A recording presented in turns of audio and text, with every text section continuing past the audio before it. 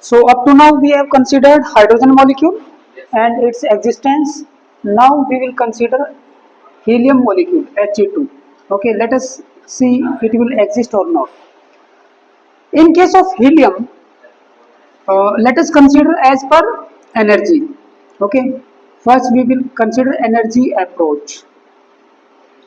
What does it say? Energy approach. There is a nucleus and there are two electrons. Let us say one electron here, one electron here. There is a nucleus, there are two electrons, one electron here, one electron here. Okay. Now forces of attraction. Forces of attraction बताना भाई. इसके अंदर दो तरह की force होंगी.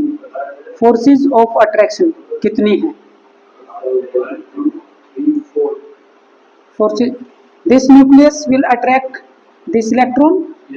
Okay, this nucleus will attract this electron, this nucleus, this electron, this nucleus, this electron. Okay, force number 1, 2, 3 and 4, right? There are 1, 2, 3 and 4 forces. यही होंगे आपकी force of attraction. Now come to the forces of repulsion. Forces of repulsion कितनी होंगी बेटा? कौन कौन सी होंगी देखो एक बार. फोर्सेज ऑफ रिपल्सन, यहाँ पे this nucleus is repelled by this nucleus. Okay, okay, one, fifth one. After that, this electron by this electron, it is repelled. Number 6. Now this electron is repelled by this electron.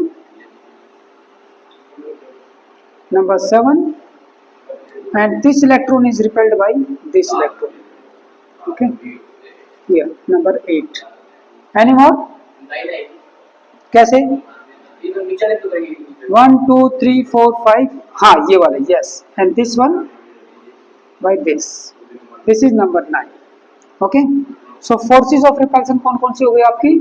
5, 6, 7, 8 and 9. So here it is clear that forces of repulsion are more when they come close to each other. So what we can write here, the magnitude of forces of repulsion is greater than the magnitude of forces of attraction. Okay, so as per energy approach this molecule will not exist. He2 जो आपका hypothetical हम लेके चले थे, hypothetical है ना, कल्पना में लेके चले थे, He2 does not exist according to energy approach. बराबर हो तो एग्जैक्टली अगर बराबर हैं तो वो मॉलिक्यूल कुछ जहां पे मिनिमम रिपल्सन होगा वहां पे आके रुक जाएगा. ठीक है, लेकिन थोड़ा सा अट्रैक्टिव लिटिल बिट ज्यादा होना चाहिए तभी वो वहां पे एग्जिस्ट करेंगे. ठीक है ना, अट्रैक्शन ज्यादा होगा तो तभी रुकेंगे, अदरवाइज तो वो भाग जाएंगे. Right. So He2 molecule as per energy approach does not exist. अब इसकी ऑर्बिटल अप्रोच देखते हैं. VBT क्या कहती है? VBT का main important point note down करो बेटा. VBT according to valence bond theory orbital approach में half filled orbital, half filled atomic orbital. Okay, half filled होनी चाहिए. Half filled atomic orbital overlap with each other, overlap with each other, with each other to complete the orbital. Okay, to complete the orbital, to fulfill, exact word ये है, to fulfill the orbital, to form a bond, to form a bond. ये theory ये कहती है कि कम से कम भाई half field होने चाहिए दोनों ऑर्बिटल, तब वो एक दूसरे के पास आएंगे, तब उनमें ओवरलैपिंग होगी. ठीक है, एक एक इलेक्ट्रॉन की शेयरिंग हो जाएगी बेसिकली, है ना. ओवरलैप कर रहे हैं मतलब शेयरिंग हो रही है, जैसा कि हमने हाइड्रोजन के केस में दिखाया था. 1s1 हाइड्रोजन का 1s1 हाइड्रोजन का। जब ये एक दूसरे के करीब आए तो क्या हो गया, उनके बीच में ओवरलैपिंग हो गई एक एक इलेक्ट्रॉन की।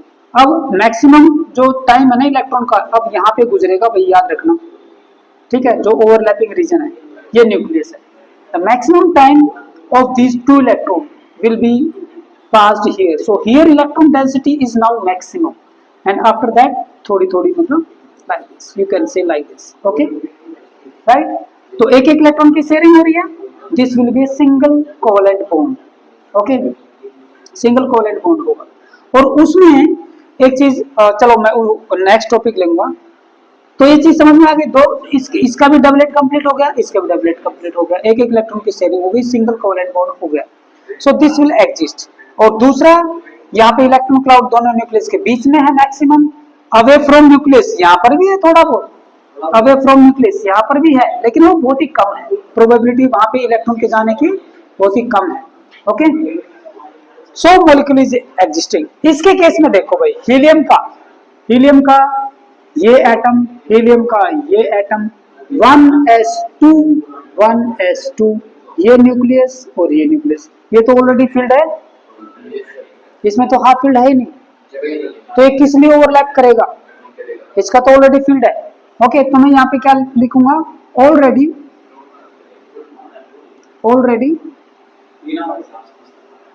1s orbital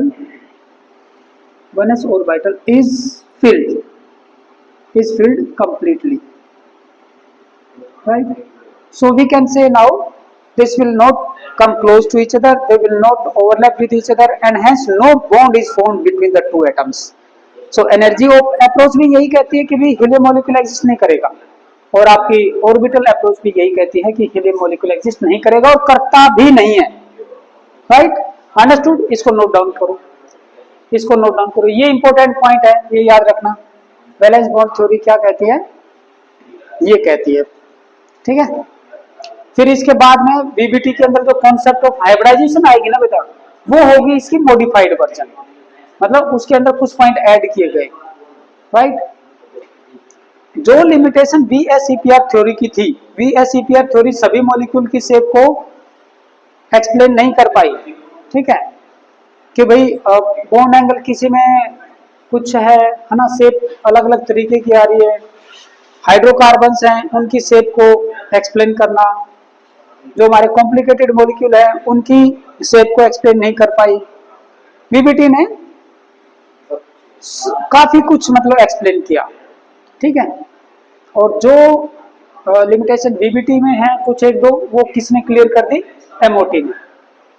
और हालांकि उनके बाद भी थ्योरी आई है, जैसे सीएफटी आई, क्रिस्टल फील्ड थ्योरी, है ना, लिगैंड फील्ड थ्योरी, लेकिन आपके लेवल में केवल ये दो थ्योरी है, बीबीटी एंड एमओटी।